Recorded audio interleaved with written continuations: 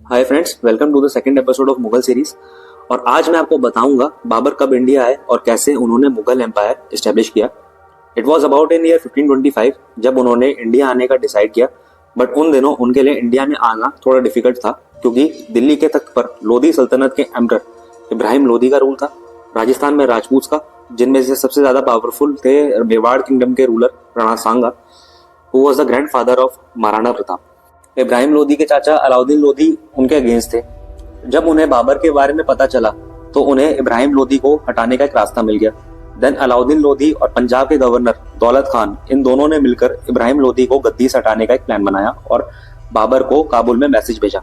इसी चीज का बाबर ने फायदा उठाया। Then he departed from Kabul and started moving towards India along with his soldiers. Around 12,000 फौजी थे और उन सब ने 14 ऑफ दिसंबर 1525 के दिन सिंधु रिवर क्रॉस किया।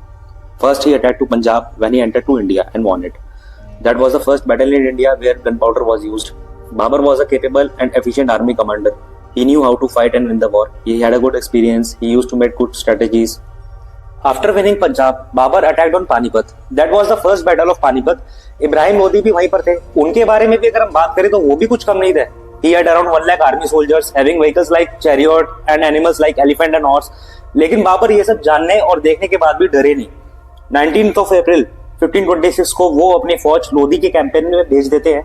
जैसे ही वो वहां पहुंचे, Lodhi's army saw them and the war begins. Babur के कुछ सोल्जर्स वापस आ गए और कुछ मारे गए।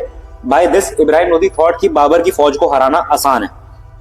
21 अप्रैल 1526 को लोधी की फौज ने बाबर पर अटैक कर दिया। बाबर की फौज ने पहले ही जगह जगह गड्ढे खोद दिए थे ताकि इब्राहिम लोधी की फौज ज्यादा फैल ना पाए और पहले ही गिर जाए।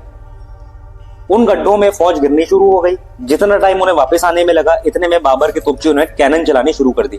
लोधी की फौज में सबसे आगे हाथी थे। उन्हें लगा कि हाथी के थ्रू हम जीत जाएंगे, बट हुआ उल्टा। तोप के गोले की आवाज के डर से उन हाथियों ने अपनी ही फौज पर अटैक कर दिया। देन बाबर की फौज ने भी अटैक किया और इब्राहिम लोधी मारे गए।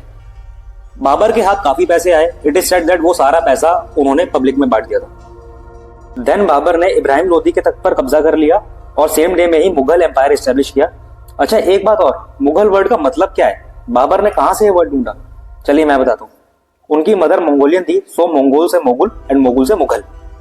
मुगल एम्पायर एस्टेब्लिश करने के बाद उन्होंने और भी कई वॉर्स लड़ी। सबसे पहले थी बैटल ऑफ खानवा, जिसमें उन्होंने राणा सांगा को हराया। बैटल ऑफ खानवा के बाद जो नेक्स्ट वॉर थी वो थी battle of Chanderi, where he defeated Medini Rai, a Rajput chieftain, and captured the fort of Chanderi. उसके बाद जो लास्ट वॉर थी वो थी battle of Ghaghra, where he defeated a combined forces of Afghans and sultan of Bengal.